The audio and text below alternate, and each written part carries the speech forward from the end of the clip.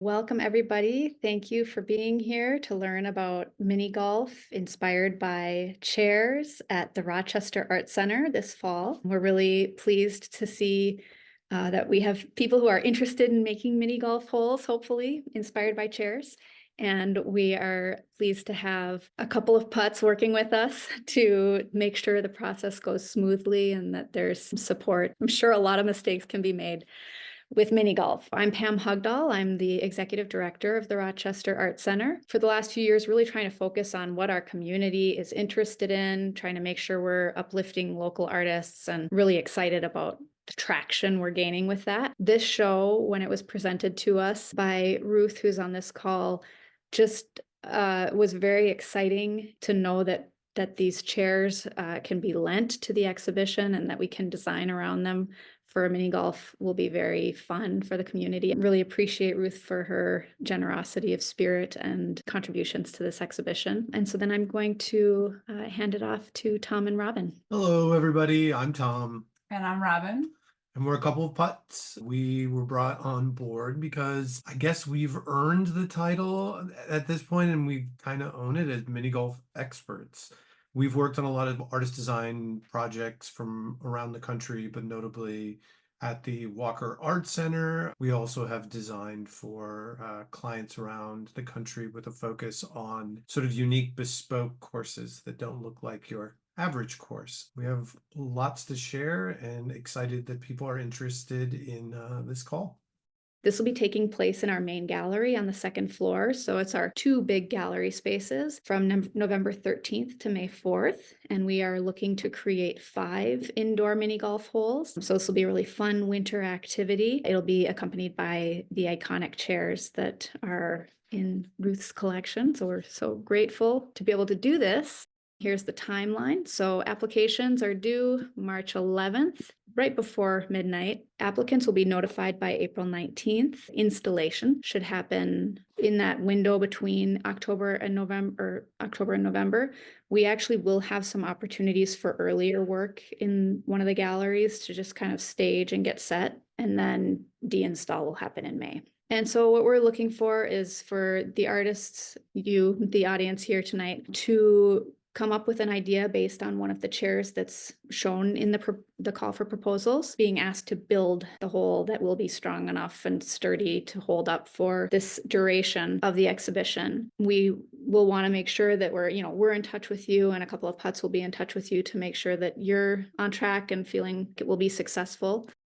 This is just a rough layout for the gallery. So in our main gallery, we've got 2 large spaces that are divided by a big wall that has a 10-foot wide opening between the 2 spaces. So people will enter the main gallery here. This area will be partially exhibition space with the chairs, and we'll also have the mini golf putter checkout somewhere in this space. There will be 1 or 2 holes in this space. And then entering into the next gallery space, we'll have probably 4 holes and then the putter checkout put away space. This is what the galleries look like in real life.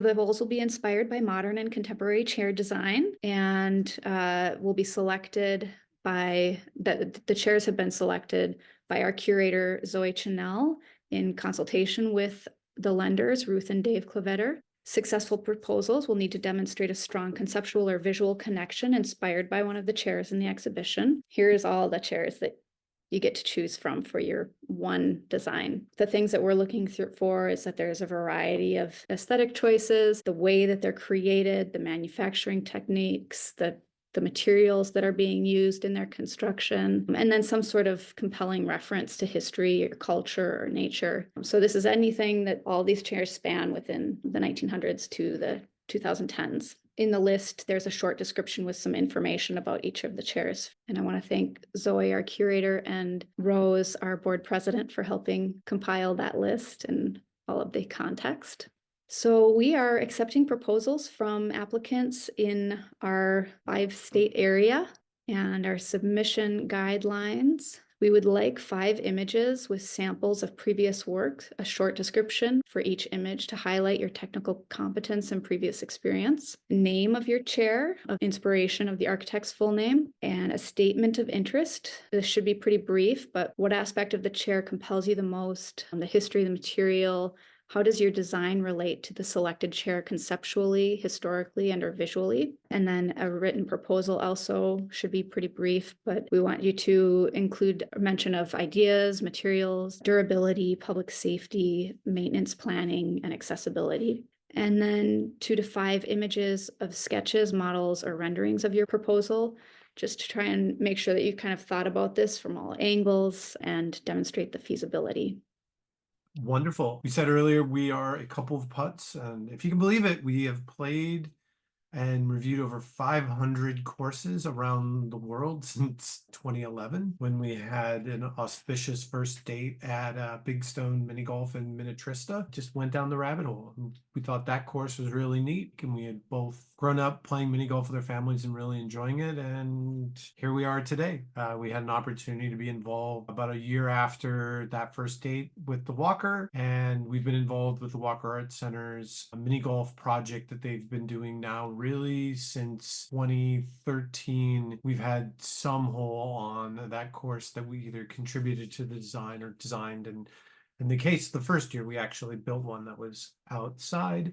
In addition to the Walker Art Center, we've worked with the Nelson Atkins Museum, the Elmhurst Museum, the Indianapolis Museum of Art, and quite a few other museums as well. As I mentioned, we had worked with a number of private clients, both in the US and overseas, which is wild. And we've had some wild adventures doing some designing and consultation on courses, that everything from stuff that's meant to be played for the public, as well as in the Middle East, we worked with some students on a project where the students designed mini golf holes over the course of a semester. And yeah, we are deeply, deeply invested in past, present, and the future of the game of the mini golf. In addition to all the things we do with a couple of putts, I do a podcast called Puttcast, and I helped form a new competitive organization in the United States called the American Mini Golf Alliance. And yeah, we're just always following what news popping up in the game, where things are going. And big reason for our love of the game is that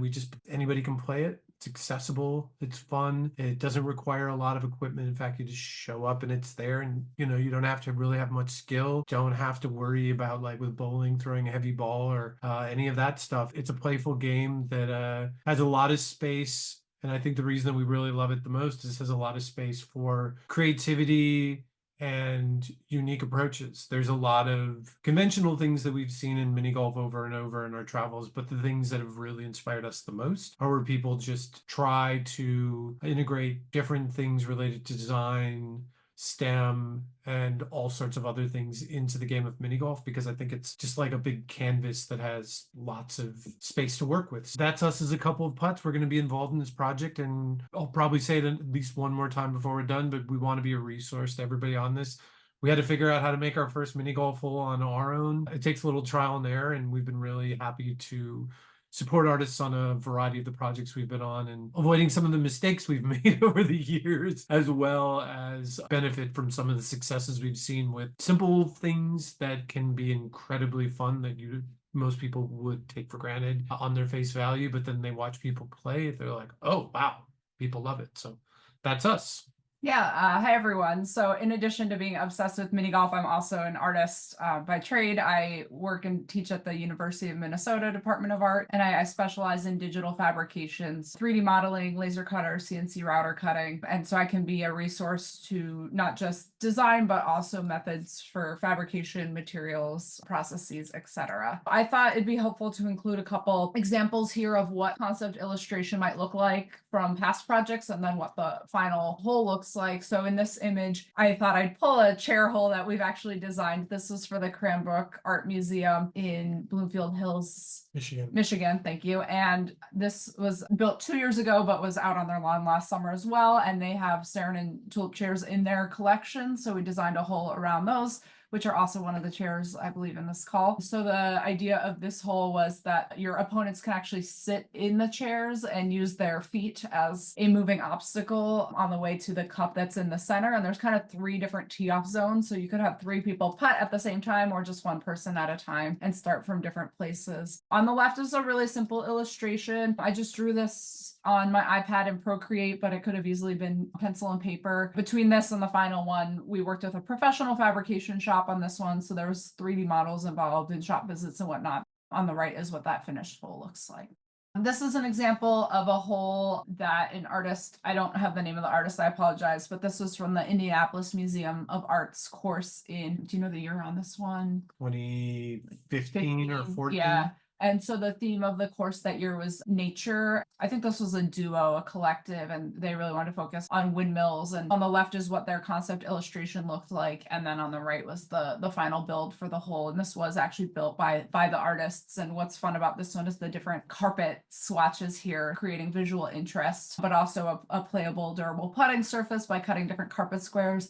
And then they had all these little mini windmills that they had to make quite durable and bolt into the surface. And then you can see that the path that the ball has to take is like this hill that undulates up a bit. Seemingly simple, but actually quite complex and a really fun hole. This is a hole that was at the Elmhurst Museum just south of Chicago. And you can see on the left-hand side is the artist's rendering and illustration that they had submitted as part of a proposal. And on the right, you can see what that hole was in practice and reality when it was installed. Because it was indoors, they were able to use a little bit less durable materials. I don't know that I would necessarily recommend all of the materials in this, but conceptually it was kind of a fun hole. I don't know if gameplay wise it was like the best, but like execution from the concept to what they actually built and how it looked close to that was actually pretty good.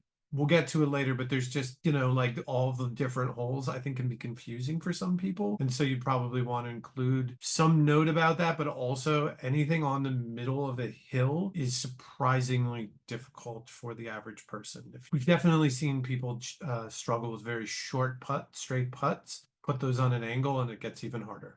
Yeah, I would just chime in that this one conceptually is quite interesting and it's really fun to look at. But yeah, when you actually go to play it, it's a little confusing. Where do I start? Which hole do I go for? How do I score myself? It's not super intuitive. And generally speaking, when you're designing a hole that is meant for someone to play, it should be really intuitive without any written directions, where to start, where to end, how to like move the ball through that space. Anything that's more esoteric, even if it has written directions, 9 out of 10 people don't read those directions and make up their own rules anyhow. So just putting that out there based on what we've seen. And that's fine. You can see the didactics and On the wall there. But yeah, we've noted that at the walker holes had like creative gameplay that people would be like, I don't get how to play it, and they literally have the didactic right in front of them. I think people are just, naturally going to approach it their own way, and that's fine, but just make sure that it doesn't potentially create some havoc on your hole or anything like that, which on this one, I think they had to make a number of signs to not step on it because I don't think it was really able to withstand a lot of weight. So these are some general design considerations that we like to list when we're doing these. On the right are some images of artist designed and fabricated holes. Things to think about are the shape and size of your hole. Maybe you go for something more geometric or angular and you're really thinking about it like billiards or pool or playing off walls or certain angles. Or maybe you go for the more organic, curvy approach. With the chairs, there's quite a variety, and I would say there's some of each in that collection, so you can really be inspired the shape of your hole by maybe the form of the chair, perhaps. Themed hole shapes are really fun. Here you can see there's a crossword puzzle hole and then a hole based off of, I forget the name of this figure. He was the guy who was known for sideburns. You can shape different playing surfaces and get really creative, right? There's not necessarily certain rules in place with what shape it has to be. And then thinking about your materials. So in the example we showed previously with all the carpet squares, that was really fun. Here on this crossword puzzle hole, they're also playing with different shades of turf in different gray and white values. And then black painted squares. In the sideburn one, you've got smooth wood, shellacked wood putting surface right next to a really high piled turf, right next to like a gray low pile carpet. So you can get really creative with a variety of different putting surfaces. And then thinking about walls and borders so that your ball's not flying out across the gallery and bouncing into the other room. You want to contain it nicely. And if you're going to create a hole that has a steep angle that incentivizes people to really hit the ball hard, make sure to have high enough walls to be able to contain that if they really go for it, or just maybe keep your angles a little bit lower, especially if we're in an art gallery here. So just things to think about. Placement of the cup can get really creative as well. I love the sidebird one again, because the cup's actually his eye, and that's just like fun visually. And in some cases, like the example we showed, you might have multiple cups and maybe different scoring mechanisms depending what cup you land in, or one cup might lead you through a path down to the final cup. So really just thinking about what your starting point is, where your ending point is, and how your ball kind of takes a journey between those things. And that kind of goes into the next bullet point, which is moving the ball. What kind of journey do you want the ball to take on your hole? Is it moving through different slopes of terrain? Is there a big jump shot? Is there a tiny narrow path you have to putt through to get to the other side? Maybe there's different tiers of playing surfaces that you have to traverse down or up. The possibilities are endless. We just list a handful here. There's so many different ways to move a ball, and you can get really creative with that. Yeah, and I would say just the placement of your, like the types of obstacles and things that you're doing, that you can get really creative with that, where maybe you obviously don't want to put things in the way of play that are precious. You can put things adjacent to the hole that are making reference, that are also going to speak to the hole itself without putting that more fragile thing in the play area where you're going to be hitting the ball. I think that's just like another thing to consider, especially with some of these shapes and designs, like wall, having the organic and curvy walls are really nice. They can be incredibly complicated to pull off well and for them to be sustainable. I know that we were even talking with a private client with a fabrication shop, and the price that they charge for a curved wall versus a straight and flat wall is a lot different. And part of that is because it's hard to execute even for a shop. Keep that in mind. I think you want to try to pull those things off. There's ways to get to the same place, maybe without having to do it necessarily in your walls. It can be things within the gameplay, or like I said, adjacent to the playing area.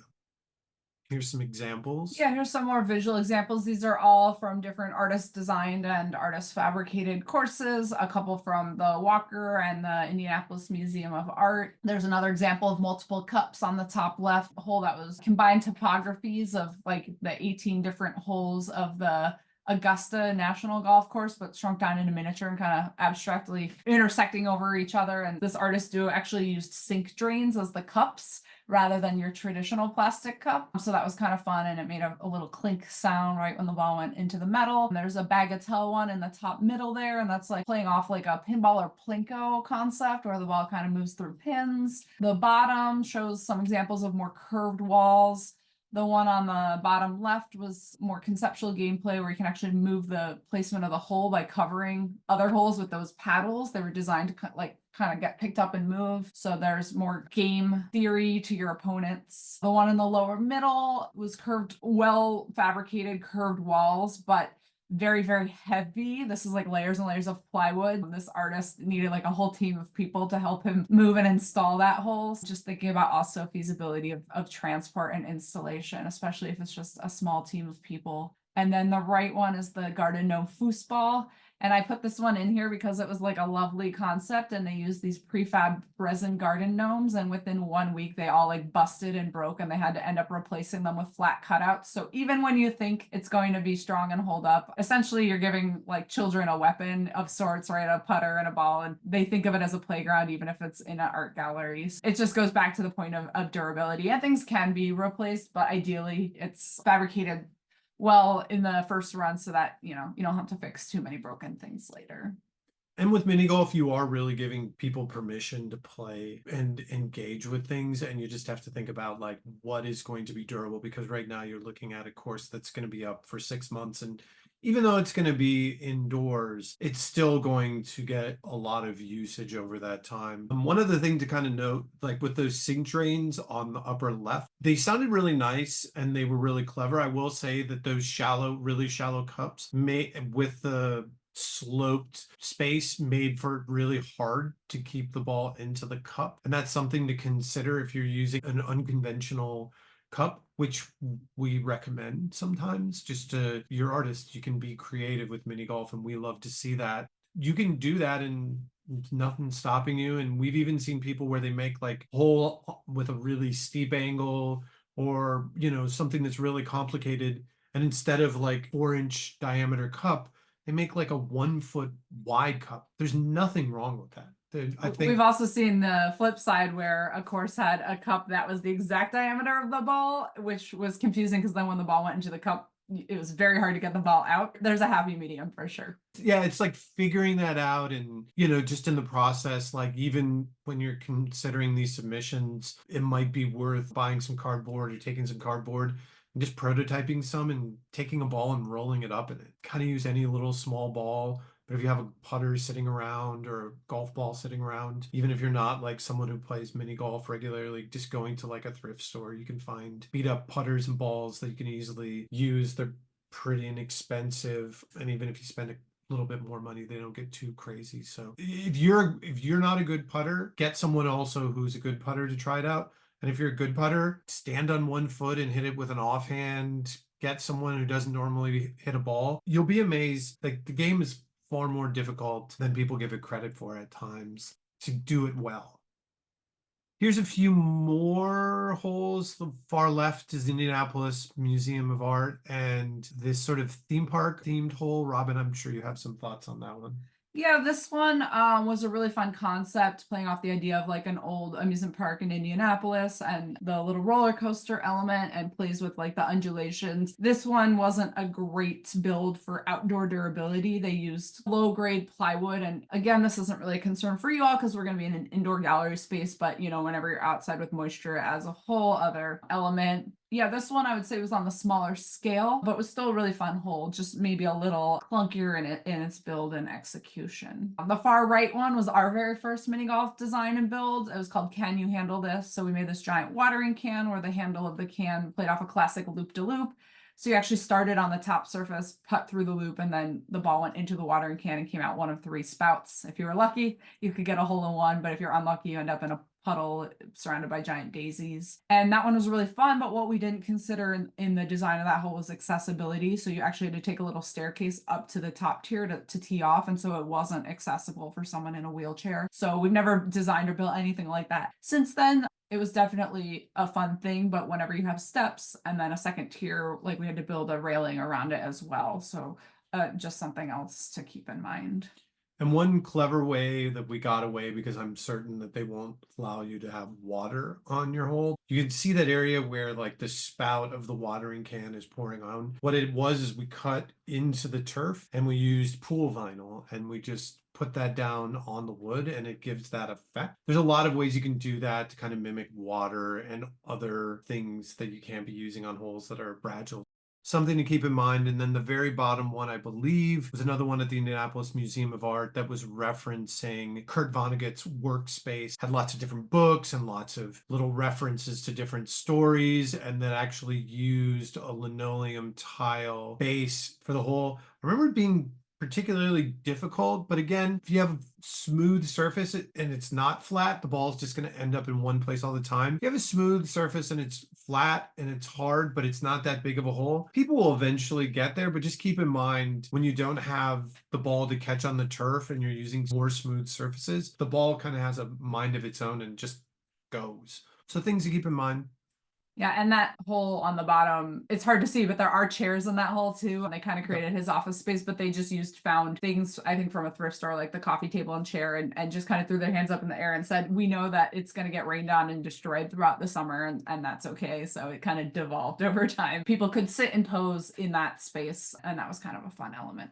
And then I'll just touch on the top one, which is a student designed and built mini golf hole based off an oud, which is a musical instrument. And this was by a group of students in Doha in Qatar to to enhance the musical theme, they actually put a little like tambourine inside the cup there so that when the ball went in the cup, it made some noise as well. So you could think about some audio elements if that enhances the experience of the whole. Yeah, we've seen people do different kinds of drums and all sorts of things that when you hit the ball into the cup, it makes a sound. There might be some considerations on this course if you're looking into the history of some of these chair designs or connect the dots with that, but something to consider.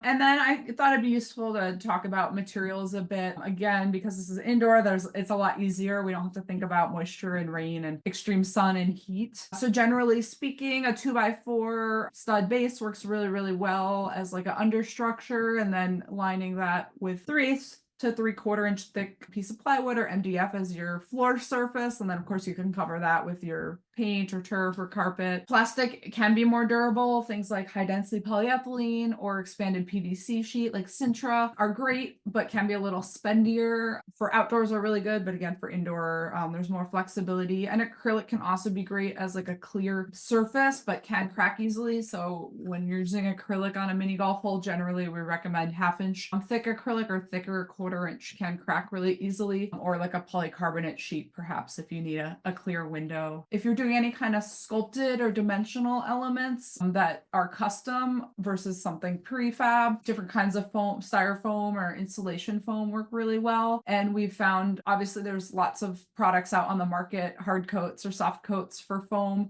that you can spend a lot of money on, but a cheap way to seal up foam is just using wood glue, and then you can prime and paint over that and you get a nice rock hard surface. Things with joint compound and latex paint also really help seal up foam structures. And then yeah, foam, there's like lines of foam coat products out there, again, for hard or soft coat as well. For putting surfaces, artificial turf, there's a ton of different colors and thicknesses out there. You'd be surprised how many places actually have AstroTurf. You can go to most of your big hardware stores, and not only will they have a lot of different piles and thickness, but they'll also have different colors in many cases.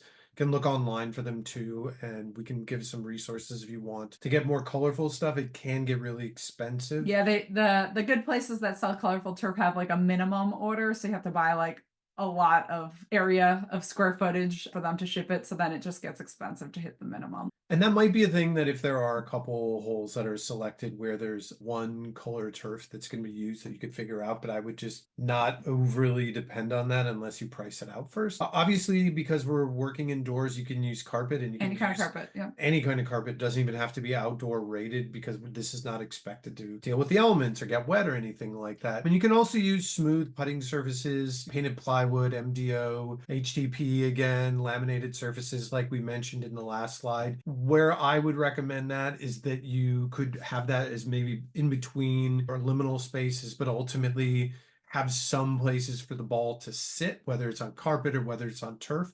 So you can kind of go between surfaces for putting if you like. It totally works. The materials to probably not use, I'd say cardboard and paper mache are not going to really work. Steel is going to be incredibly heavy to move. It's going to last, but I don't know even if the gallery wants things that are that big to be in there. And obviously glass is not going to be a great materials to be using on this. Again, going back to the notion that people are being given a ball and a putter and being encouraged to play, and it's not like a normal gallery showing where people aren't going to be touching the paintings, people aren't going to be touching the walls, and not going to be active and wild. This is going to be a little bit different, and so take that into consideration. It's not going to be to the extent, for those of you that work in the public art realm, it's not like that kind of bulletproof that it needs to be, obviously, because it's going to be indoors. But I think people underestimate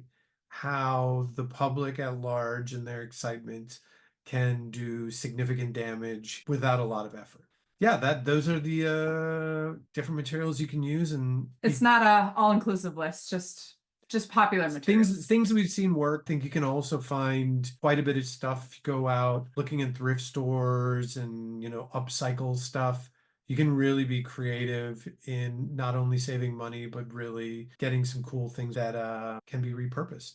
Just some general considerations. We typically see a tee-off area of about 3 to 4 square feet. So tee-off area meaning like where you set the ball down to start the hole, to putt, to tee off.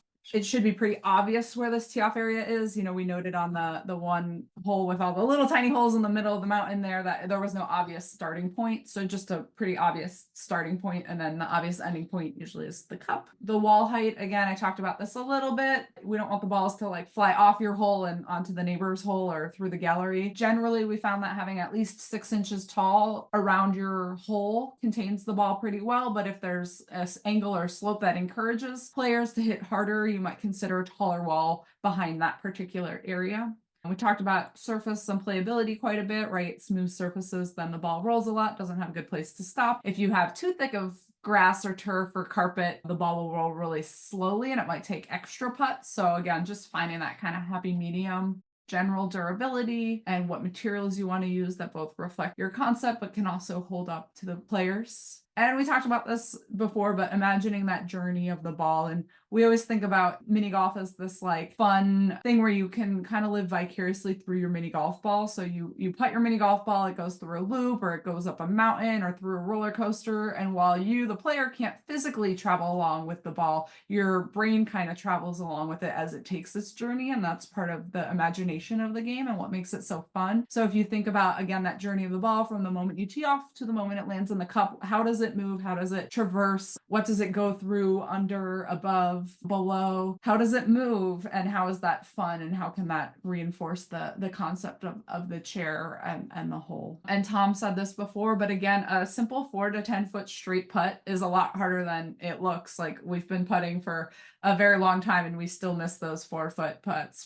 There's sometimes people like to overcomplicate the game. The game in and of itself is tricky, so just keep that in mind. And sometimes the simpler holes might not seem exciting, but they can actually be really fun and challenging to play. And then accessibility, I don't know that it's a legal requirement for an art gallery situation like this, but it's a really nice consideration. And generally speaking, if a wheelchair can get all the way around the entire hole, so you leave 36 inches around each hole, and someone with a putter could reach into any part of the hole with their putter, that would make it accessible. Other examples of accessibility would be if a wheelchair could actually traverse onto the hole itself, and that could be possible, but simply being able to get around it and reach every part of it would satisfy that. Rochester Art Center will have a couple of different putters that are meant to be used if you're in a wheelchair, that have a hinged part on the club near the putter so you can kind of turn it and hit sideways. You want to think about people playing from a side. They're probably not going to be able to get more than about 3 feet from any side. So the width and from any place, it shouldn't be wider than like 6 feet. So on each side, you could get to it from 3 feet. And yeah, and I think even in considering the simplicity and how that can be nice, I think people enjoy having a challenge sometimes, but they also enjoy getting a hole in one. And I think there's a balance of that. And you have to kind of decide which you like. It's a lot easier to make something that's easier to get a hole in one, usually build wise, than it is to make something really complicated and hard and put things in the way of people getting in. Again, it's a balance. In a short course like this, we don't want people just to be like boom, boom, boom, boom, boom, done. You kind of want to take them on a journey. Sometimes that journey can be well executed with your visuals and a single putt.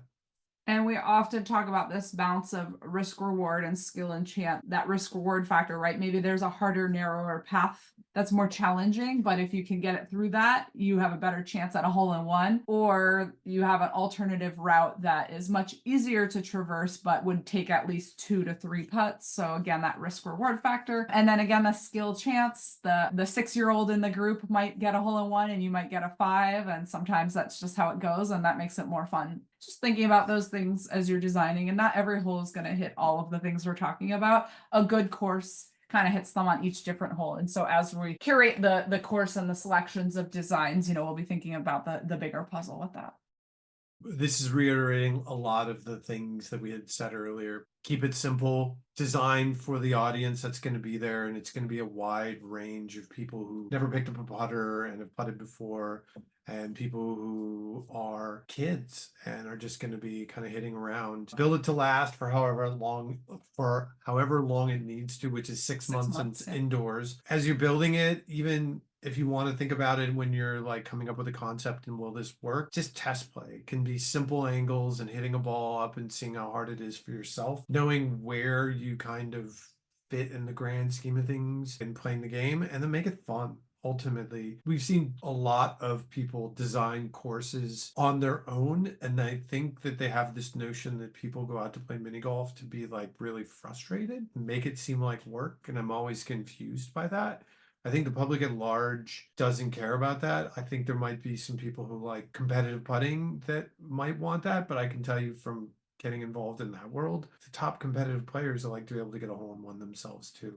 They don't like it to be like overly fussy. Things to keep in mind. You can always obviously go to a couple of putts.com. That's sort of the website where we document all of our mini golf adventures, and we review courses on like a 5-tier scale. And the link that I am putting in the chat is a link to our website where I've made a single page just for mini golf in Minnesota. It includes all of our reviews of every course that we've played in Minnesota, which is pretty much everything, but maybe We've missed a couple, but handful in greater Minnesota up north. It gives you, there's quite a variety of courses, and we document with a lot of photos. You can go take a look and see what is out there. If you just go to a couple of putts.com, you can search by state review rating, and we even have some tags in there that if you search for like artist designed, it will pop up a lot of different courses that we worked on. So it's a good resource to just see what other whole you can kind of take on our adventures and all the courses we've played, but just do it from home on your computer. There's a thing that you're thinking about based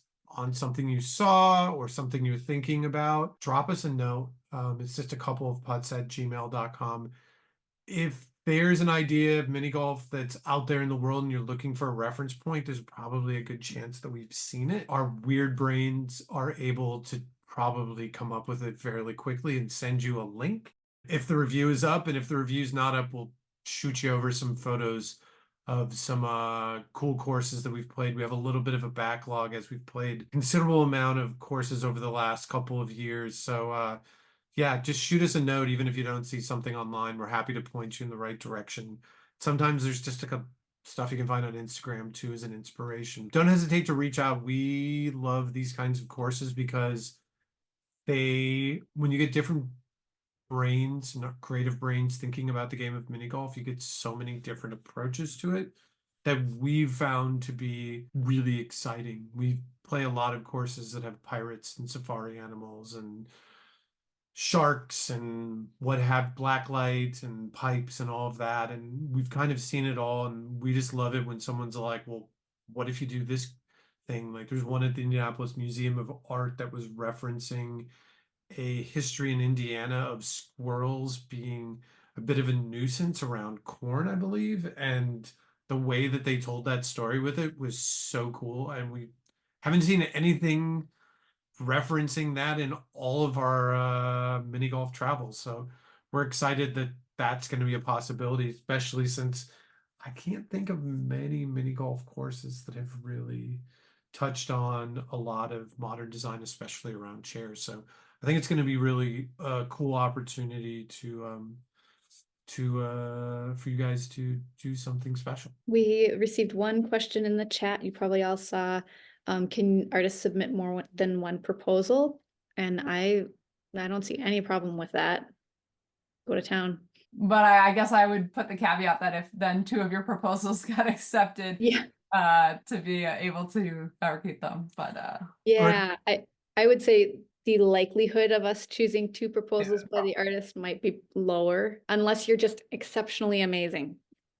But no, we probably really want to try and feature as many artists as possible. And you'd probably also have to make an argument that you would be able to build and fabricate that stuff yourself. That's a big part of it. Also, is just kind of showing you know how to work with some of these materials. I know that the Rochester Art Center will have some ability to like support folks who are building stuff, and I think that'll come afterwards. But the assumption is that you're going to be able to do it all on your own and really show that in your application. I had a question related to, well, for an example, without giving too many of my secret thoughts away. You're still recording. But so, for example, the Kandinsky chair, right? Bosley's chair. I was as an artist, I was trying to piece out, because you want to deliver what the client wants, and I was trying to piece out how much on something like that do you want the chair reference versus the life of the artist. And then, it's even more complicated because that chair was made for a famous artist. Could you design a golf hole that, pretty much referenced Kandinsky, because the chair was built for him? Like and it's like that too. There's the Gaudi chair as well, who obviously has some very famous and recognizable architecture out there. Like, how much do you want it to reference the chair versus the artist's life versus his subject? Is there some guidance you can give us on that one? My gut feeling, and you may not like this, is that people will probably miss the reference, that a big broad part of the audience might not be able to picture what a Kandinsky artwork looks like when they see this chair. And same with Gaudi, they might have no idea what Gaudi's architecture looks like when they see his chair.